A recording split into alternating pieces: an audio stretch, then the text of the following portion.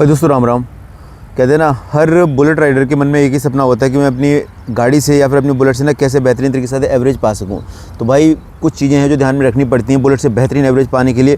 उनमें सबसे बड़ी बात आती है ना दोस्तों, वो आती है कि आप अपनी बुलेट का ना चैन, ये जो ना कहते हैं कि इसकी चैन की ना टाइम टू टाइम मेंटेनेंस करते रहो। इसमें ना इसका लुब्रिकेशन वगैरह जो करते रहो और इसकी सफाई करते रहो, तो इससे आपका एवरेज पे बहुत असर पड़ेगा और आपकी सेफ्टी पे भी असर पड़ेगा। क्यों? क्योंकि जितनी स्मूथ आपकी बाइक चलेगी ना, उतना ही बेहतरीन आपकी गाड़ी, आपकी बुलेट एवरेज देगी भाई। फिर इसके बाद में आता है आपका गियर की शिफ्टिंग, कि अगर आप क्राउड, मतलब कहते हैं ना, अगर आप भीड़ भाड़ और लॉन्ग राइड या फिर खाली रास्ते के हिसाब से गियर की शिफ्टिंग करते हैं ना, तो आपकी बुलेट बेहतरीन एवरेज देगी। उसके बाद आता है दोस्तों आपका क्लच, कि अगर आप जो है ना कहना टाइम टू टाइम क्लच को प्रेस करके नहीं रखेंगे, इसको टाइम टू टाइम रिलीज़ करेंगे, अपनी स्पीड के हिसाब से रिलीज़ करेंगे और ज़्यादा क्लच का इस्तेमाल नहीं करेंगे, तो भैया ये बहुत बेहतरीन एवरेज देगी दोस्तों। फिर इसके बाद में आता है आपका क्या चीज़ आती है पता है आपको, कि इसके बाद में आता है आपका ब्रेक्स, कि आप अगर अपनी बुलेट का ज़्यादा ब्रेक का इस्तेमाल करेंगे तो भैया एवरेज कम देगी। कम से कम ब्रेक का इस्तेमाल कीजिए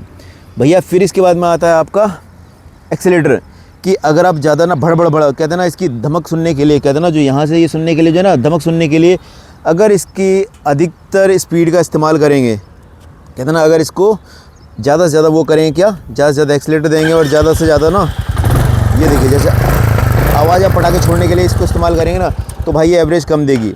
और उसके बाद आती है दोस्तों कि आप इसे अगर पहले गियर में ही ज़्यादा स्पीड से भगाएंगे तो भी भैया ये कम एवरेज देगी।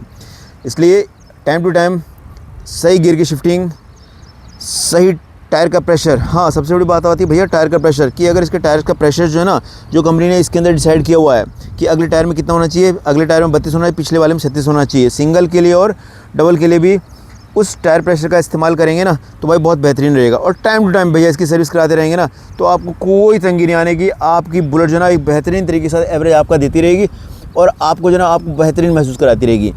इसीलिए तो कहते हैं कि बुलेट चलाने वाले कभी एवरेज नहीं देखते, लेकिन फिर भी एक ना एक चीज़ तो हर किसी के दिमाग में रहती है कि भैया एवरेज होना चाहिए।